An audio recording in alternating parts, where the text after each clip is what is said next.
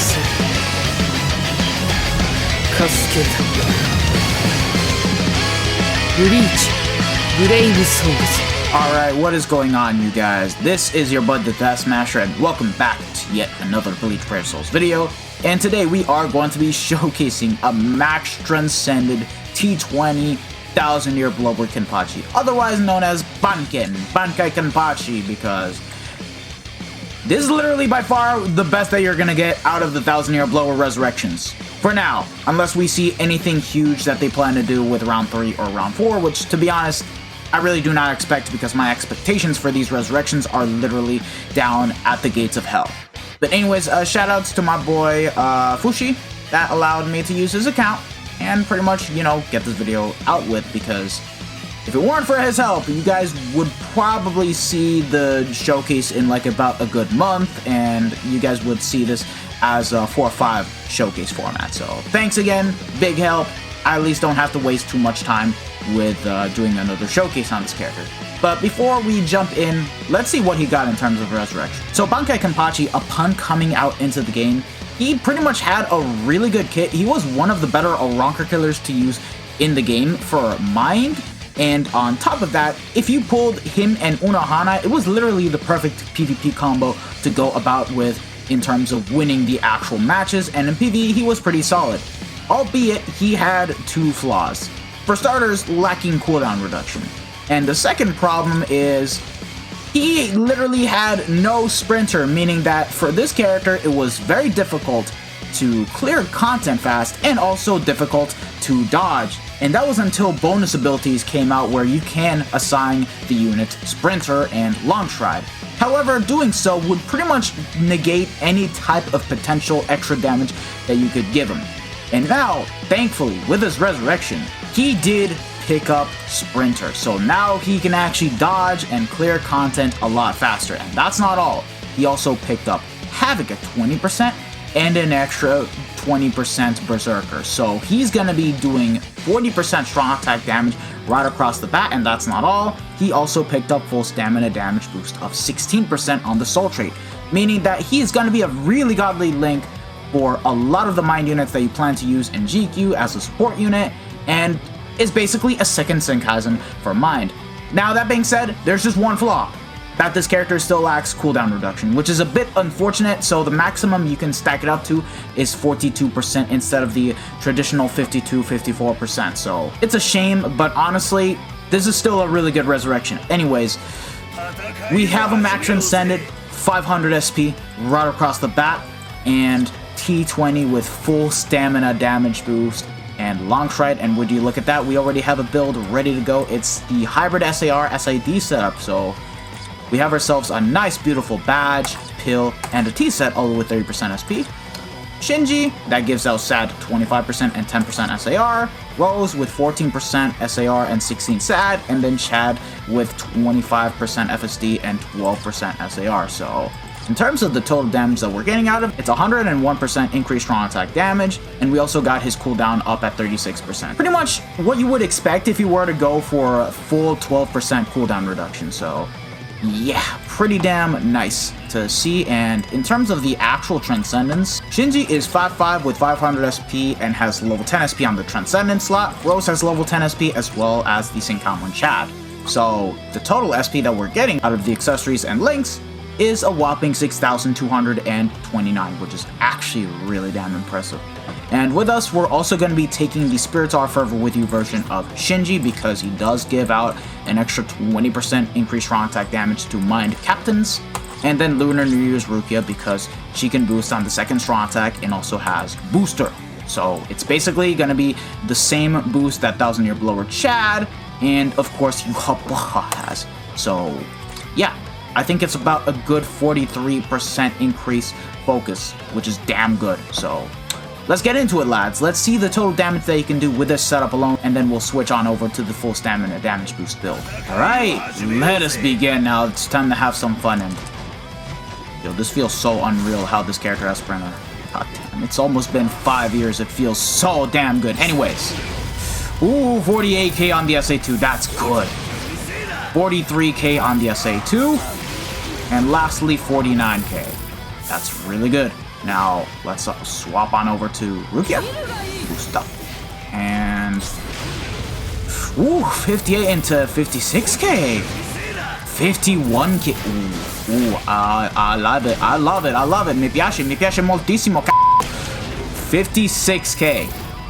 All without the transformation mechanic. Because guess what? We're gonna transform in the next stage. Okay, we're ready to go, so let us go ahead and transform. Get to the next map, boost up, and let the magic play. 56k, really good. And the Soul Reaper come out to play. 59k, nice, I like it. And a good 52k. This character is not joking in terms of the damage multipliers that you can actually do. It's crazy. It's actually crazy. Yeah, bro, this is good. Yeah, this is literally the best that we've gotten in terms of the 1000-year blow resurrection. I don't see them getting any better than this, to be honest. So, that's good.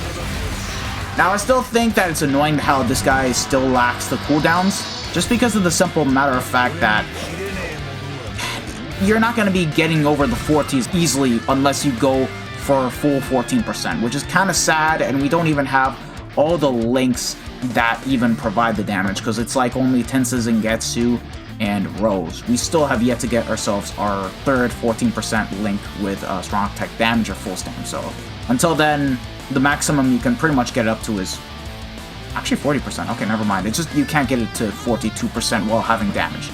But anyways, let's go with the full stamina damage boost build. Up next is the full stamina damage boost build, and we have the Senkaizen, Christmas Rukia, and the Senkaimon Chad once again, all with level 10 SP, and we basically have 6,092 SP, so it is a bit less SP than the previous build, but compared to the previous build, we're getting a lot more damage bumped up for Kenpachi because it is now 80% strong attack damage, but the full stam is 106%, so the damage numbers that we're going to be doing with this character is nasty as hell. You do not want to underestimate this Kenny once you build him up that way. And after this run, we're going to run him into Inheritance Trials, just to basically show you guys that him at 5.5 can still do wonders in there, as long as he has Killer, obviously. Alright, here we are, and yeah, already freaking 50k. Yeah, that is no joke. God damn. 45k, nice, that's what I like to see. And then the SA3, hold on. Yeah, 53k. Okay, now it's time to boost up with Rukia. And boom, 63k on the SA1, nice. And 53k once again on the SA2. And now let the SA3 recharge, and boom, 62k. Yep.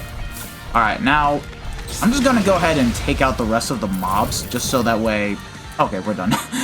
Let me just go ahead and recharge Rukia's SA2, so that way we can then transform and use her boost. Okay. And now here we go. Oh. Okay, that works. 62k on the SA1. 53k. And boom, 66k. Yeah, this guy's a monster. The damage he dishes out is literally not to be screwed around with. Literally. Now let us kill Stark and move on over to showcasing him in Inheritance Trials. But yeah, let's do the solo map first, and then we'll try to bring him into co-op since we do have that out right now. Alright, so for both the co-op and single-player version of IT, we are not going to be using any types of buffs whatsoever. That being said, we are going to be reverting back to the SAR SAD setup because, realistically speaking, you want to have your strong attacks available at all times and also be able to do a good bit of damage so that way you can clear the quest a bit faster, because it is nice to have all that DPS, but at the same time, when you pretty much lack the cooldowns, it just is going to take a lot of time for clearing the quest as well, and you'll just have to run around and start natting, which is something you do not want to do for when it comes to content like IT. So let us go ahead and start and see what Kenny can bring to the table, even though, keep in mind, The enemy mobs here are going to be Quincy's, so we will not have killer effect in here at all. That being said, this is single player IT, so this is going to be a bit easier, but for the co-op one, we may need a bit of help. But for now, let us start the quest. Okay, now let us go ahead and use the SA1. Not too bad in terms of the raw damage numbers. Keep in mind, with the resurrection he got, it's almost like as if he has freaking 60% Berserker, so like... realistically speaking, it's like as if he plays like, you know, Daddy Ichigo, in a sense. But keep in mind, with the fact that he has a transformation mechanic, you may want to actually use that Soul Bomb while trying to kill the mini-mobs. In this case, we'll just go ahead and transform right now and make good use of the transformation mechanic, because the damage difference is there. It's there. Boom. And boom. Oh, we missed a mob, okay. Let's be careful here. There we go. Just like that, we kill Uryu, and that's the end of the quest. That being said, it is recommended that you mainly use this character when he has killer. But now, let's bring him into co-op, because we may as well do that. Okay, so here we are in co-op IT, and the setup is basically going to be exactly the same. So nothing changed, we're just going to go with the same old setup and see what Kenny can do here in IT. We're going to have a bit of Howl Eyes.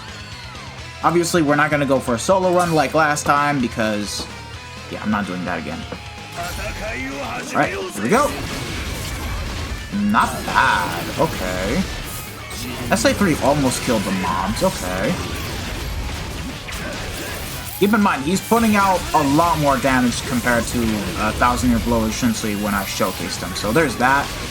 But, yeah, I'm already feeling the long-ass cooldowns, bro.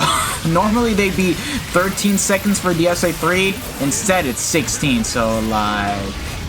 yeah, I'm feeling the difference already. Hey, at least we have 7th Anniversary Ichigo with us that can, you know, help with trying to not get screwed over by the paralysis puddles. So I'm at least happy about that. And we also have ourselves Cacao Society Orc doing a bit of justice with just killing mobs, basically. Like, don't sleep on this character. He's still good. Boom. It feels good how this guy has Havoc as well. Alright, hold on. Let's stay back. Alright. Come on. This is a bit of a pain. No cap. Boom. And there we go. Now, the next map, we're gonna have some actual bosses, but I'm not gonna use my Soul Bomb.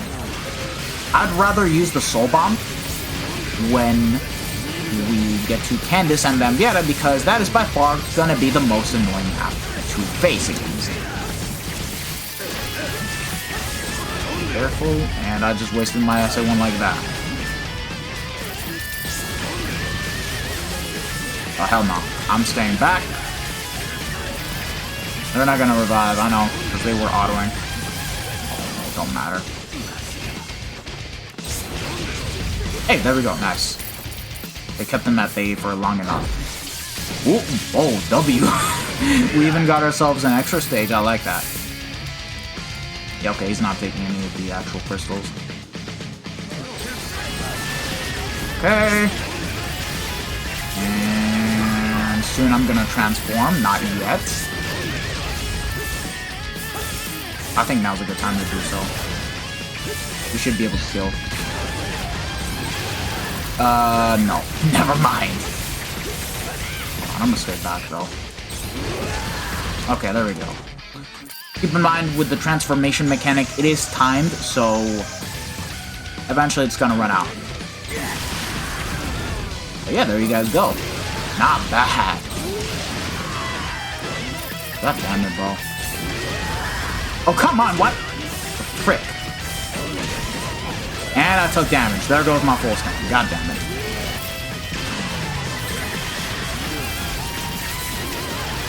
Alright. Boom. But yeah, other than that, he didn't do too bad in terms of damage, so that's all that matters, but realistically speaking, you want to take this guy for when he has killer. Without it, it's a bit of a struggle, so obviously stick to using the likes of, I don't know, 7th Anniversary Ichigo, the Mind Mayuri, the premium one, and the Hololisa. easily, just because they have 80% SP buff. And, oh yeah, also Lisa has killer hair. That's right. I keep on forgetting about that. But yeah, not too bad, not too bad. Bankai with his resurrection went from being a really terrible character to now being a really good and usable one. And thank you, Kayla, for once you didn't screw up something. So anyways, thanks again, Fushi. Greatly appreciated. And if you guys have actually enjoyed this video, don't forget to smash that like button, share this video with your friends and family, subscribe to the channel if you guys haven't already, and hit the bell notification so that way you guys are up to date with my most recent videos. This has been your bud, Death Smasher, and let's push on over to get to 7K subs. Take care, lads. Peace out.